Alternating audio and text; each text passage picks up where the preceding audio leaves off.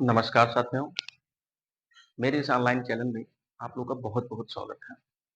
दोस्तों, हर बार की तरह इस बार भी आप लोगों को बहुत ही धमाकेदार चीज़, बहुत ही अच्छी चीज़ ग्रामर का हम देने जा रहे हैं और पसंद आए तो लाइक करिएगा आप लोग, ठीक है? आज आप लोग दोस्तों सीखेंगे ग्रामर में, हम आप लोग को पढ़ाएँगे आर्टिकल। आर्टिकल जो है, ये हाई स्कूल में, इंटर में तो आता ही है, इसके साथ-साथ कॉम्पिटिटिव एग्ज़ाम्स होते हैं, तो इसमें भी बहुत ज़्यादा क्वेश्चन यहाँ से आते हैं। और आर्टिकल आपका अगर मजबूत है, आर्टिकल पर पकड़ आपकी अच्छी है, तो समझ लीजिए ग्रामर पर अच्छी आपकी ग्रास्प है, अच्छी पकड़ है, मजबूत पकड़ है आपकी, ठीक है? आर्टिकल कहते किसे हैं? देखिए आर्टिकल जो होते हैं वर्ड ये लगते हैं किसी नाउन के लिए, किसके लिए लगते हैं?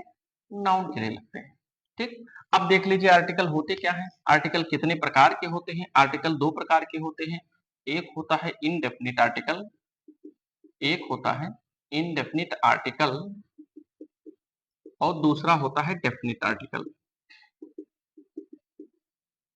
डेफिनिट आर्टिकल, इनडेफिनिट आर्टिकल जो होता है अनिश्चित जो आर्टिकल होता है ये होता है ए और एन, ए और एन, और डेफिनिट होता है द।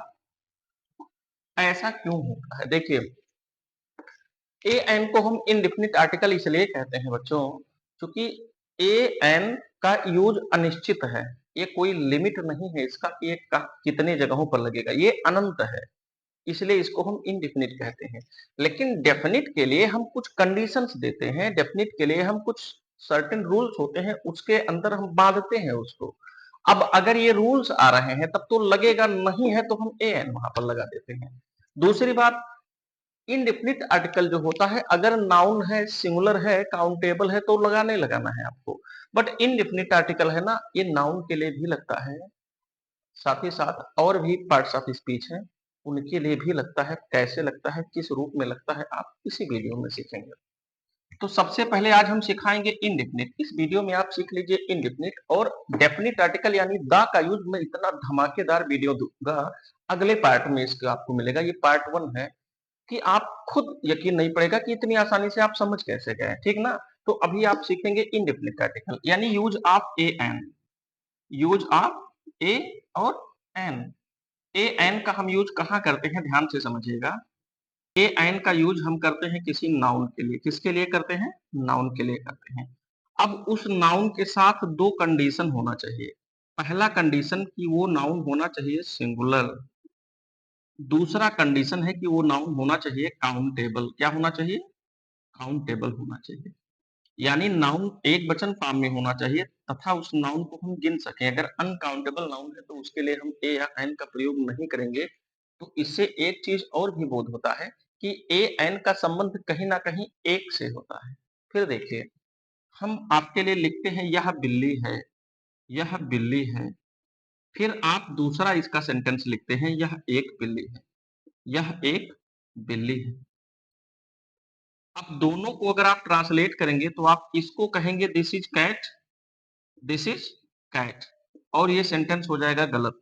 इसको आप कहेंगे दिस इज ए कैट, ये सेंटेंस हो जाएगा सही। ऐसा क्यों हुआ, ध्यान से समझिएगा।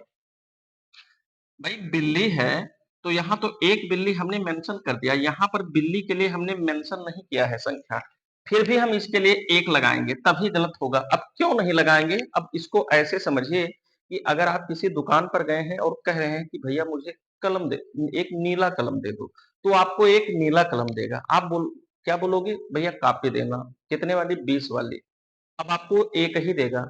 अगर आपको 3 पीस कॉपी चाहिए तब आप उससे बोलोगे भैया 20 वाली 3 कॉपी देना। एक ही चाहिए तो आप सीधा बोलोगे भैया 20 वाली कॉपी देना।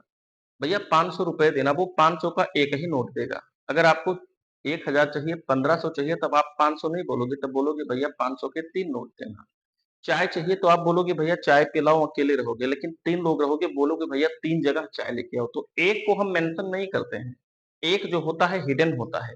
इंग्लिश में भी आप देख लो कि जैसे एक लिखा होता है x, एक लिखा होता है प्लस 2x, है ना? अब इनको जोड़ते हो तो 3x क्यों हो जाता है? इनको जोड़ने पर 3x इसलिए हो जाता है क्योंकि एक इसमें क्या होता है? हिडन होता है। एक सब में होता है, अगर कोई नंबर नहीं है तो उसमें एक है। ठीक ना। तो इसी प्रकार से यहाँ पर मेंशन नहीं है, प्लूरल फॉर्म में नहीं है, तो इसमें एक है, छिपा हुआ है। तो हम क्या करेंगे, हम यहाँ नहीं छिपाएंगे, हिंदी में छिपा सकते हैं, इंग्लिश में छिपाएंगे तो वो गलत हो जाएगा। ठीक ना। तो ये चीज हो गया। सेकंड चीज देखिए इसके बाद, सेकंड चीज देखिए, तो ये तो हो गया क्लियर कि नाउन जो होता है सिंगुलर है, काउंटेबल है, तो उसके लिए हम लगाते हैं, क्या लगाते हैं, ए एन लगाते हैं। अच्छा, फिर देखिए, अभी मैं आपसे कहूं कि जैसे कोई नाउन लिखा है, सपोज करिए एक लिखा है पेन, फिर लिखा है इंक, फिर लिखा है इंक पॉट, फिर लिखा है पुअर, फिर लिखा है पुअर मैन। अब इनके पहले आपको ए लगाना है या एन लगाना है, तो आप कैसे लगाएंगे, ध्यान से समझिए। तो पेन के लिए आपने ए पेन कर दिया, एकदम सही है। इंक के लिए आपने सोचो ए नहीं, हम एन लगाएंगे। इंक पार्ट के लिए सोचो कि हम ए नहीं एन लगाएंगे। पोर के लिए सोचो हम ए लगाएंगे। पोर मैन के लिए ए लगाएंगे। क्या ये सही होगा? नहीं दोस्तों, बिल्कुल नहीं सही होगा। देखिए, पेन को हम काउंट कर सकते हैं, यस या नो? इसको हम काउंट कर सकते हैं। इंक को हम काउंट कर सकते हैं? नहीं कर सकते हैं, तो एन का प्रयोग नहीं होगा। इंक पॉट क्या होता है? वो स्याही वाली जो बॉटल होती है, दवात होती है, उसको बोलते हैं। काउंट कर सकते हैं, तो दवात तो काउंट कर सकते हैं, ये सही है। पुअर क्या होता है भैया? पुअर क्वालिटी होता है। पुअर को कहीं देखेंगे आप? नहीं। पुअर कोई पर्सन है ना, कोई मतलब ये एक दशा होती है। क्या होती है? एक दशा होती है, स्टेट होती है। तो ये इसके लिए भी हम ए का प्रयोग नहीं करेंगे। और पुअर मैन है तो आप मैन के लिए लगाएंगे। एक क्वेश्चन और अभी आता है, इससे रिलेटेड अभी मुझे याद आ गया, तो आप लोग को मैं बता दे रहा हूं। देखिए, अभी लिखा है मैन, तो आप क्या लगा रहे हैं? ए लगा रहे हैं।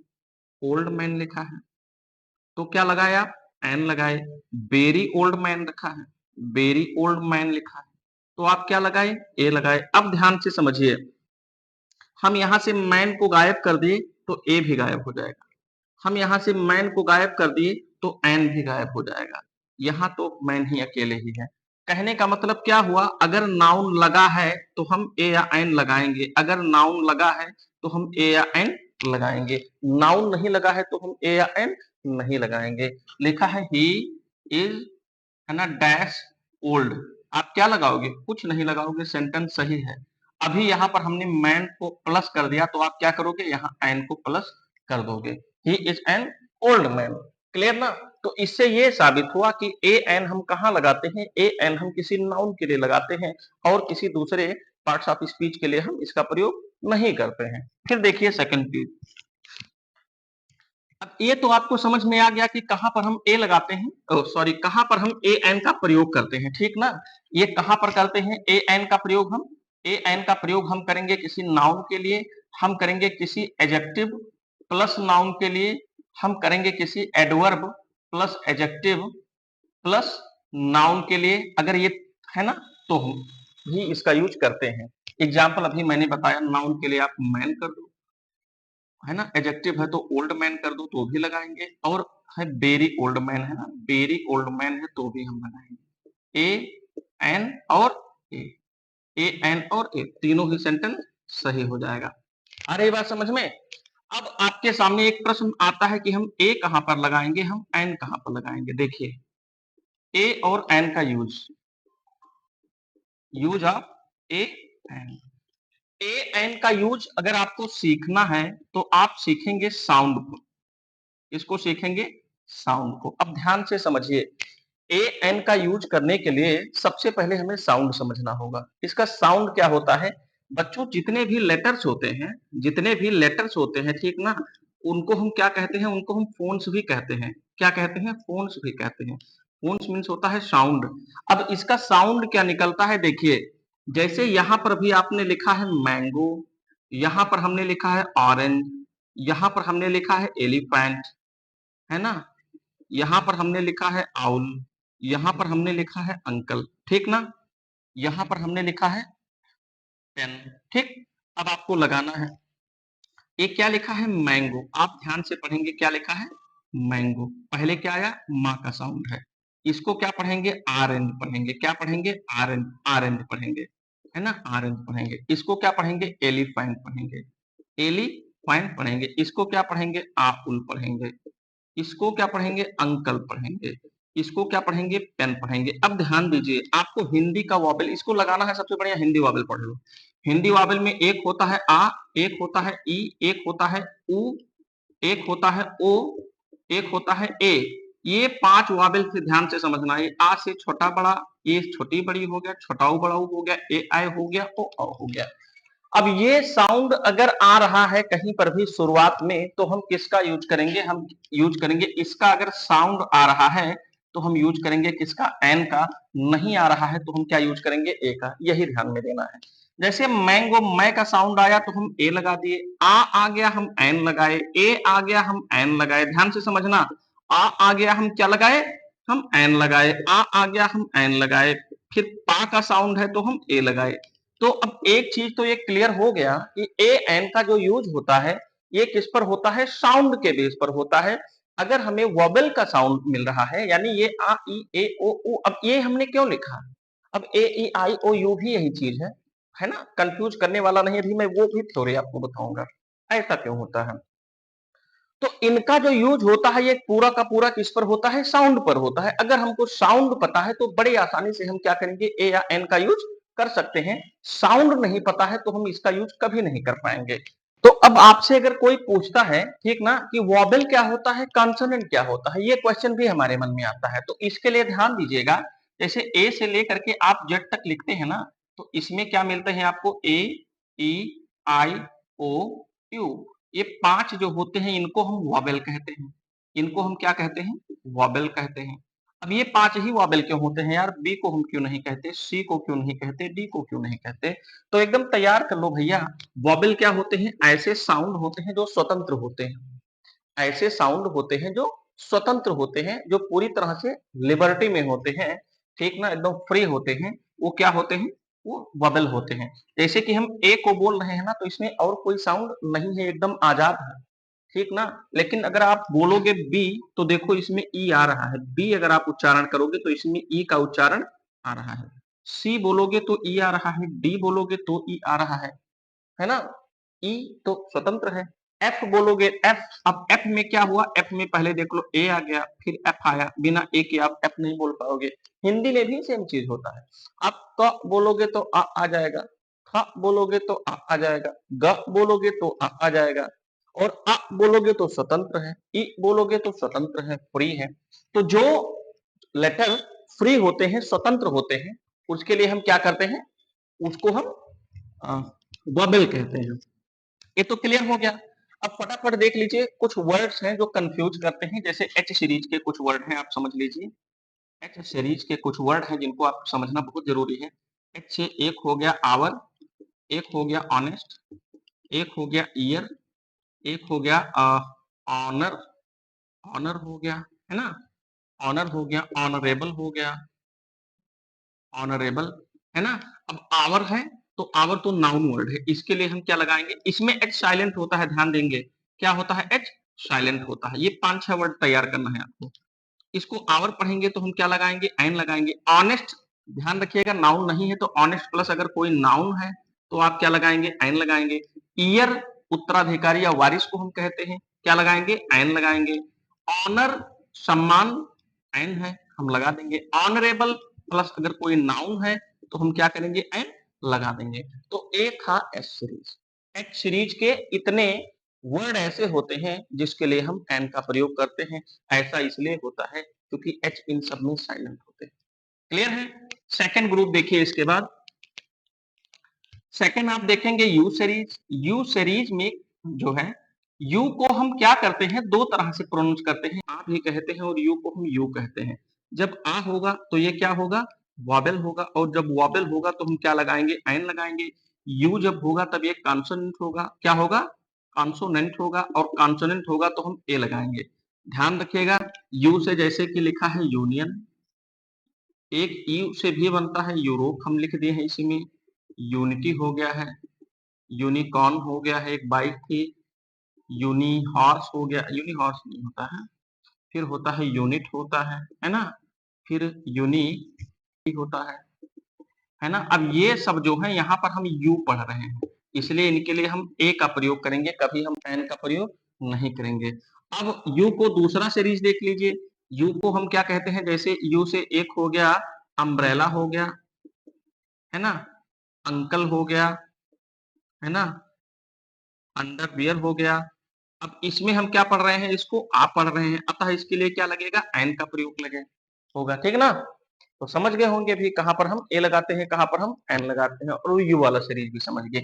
एक वर्ड है जो अक्सर एग्जाम में बार बार आता है, कि जैसे भी लिखा है कि आई सा डैश, आई सा डैश, है ना, one eyed man in the market. अब इसमें आपको फिल करने के लिए दिया जाता है, अक्सर ये क्वेश्चन बोर्ड में आता है कि ए लगाएंगे या हम एन लगाएंगे, आप बताइए क्या लगाएंगे। ध्यान दीजिएगा, वन है, वन, वन, और वाह क्या है, कंसोनेंट है, इसलिए हम ए का प्रयोग करेंगे। बच्चे क्या करते हैं, एन लगा लेते हैं, है ना, तो एन का प्रयोग यहाँ पर नहीं होगा। फिर देख लीजिए, अगर लिखा है एक वर्ड और है, उर्दू पोएट, उर्दू के कवि हैं, इसके लिए क्या लगेगा, तो भैया ऊ क्या है, ऊ वबल है, और वबल के लिए हम क्या लगाएंगे, एन का प्रयोग करेंगे। यू को हम यू नहीं पढ़ रहे हैं, हम ऊ पढ़ रहे हैं, ध्यान देंगे, ऊ पढ़ेंगे तो ये क्या हो रहा है, ये वबल हो रहा है। क्लियर, तो ये दो चीज क्लियर हो गया। तीसरा चीज आप देख लीजिए, कुछ शॉर्ट फॉर्म्स होते हैं, कुछ शॉर्ट फॉर्म्स होते हैं जो आपको समझना जरूरी है। अब शॉर्ट फॉर्म्स में आप ऐसे देखिए कि जैसे एक हो गया F, H, L, M, N, R, S, X, इतने वर्ड ऐसे हैं जो ए से शुरुआत होते हैं, F, H, L, M, N, R, S, x.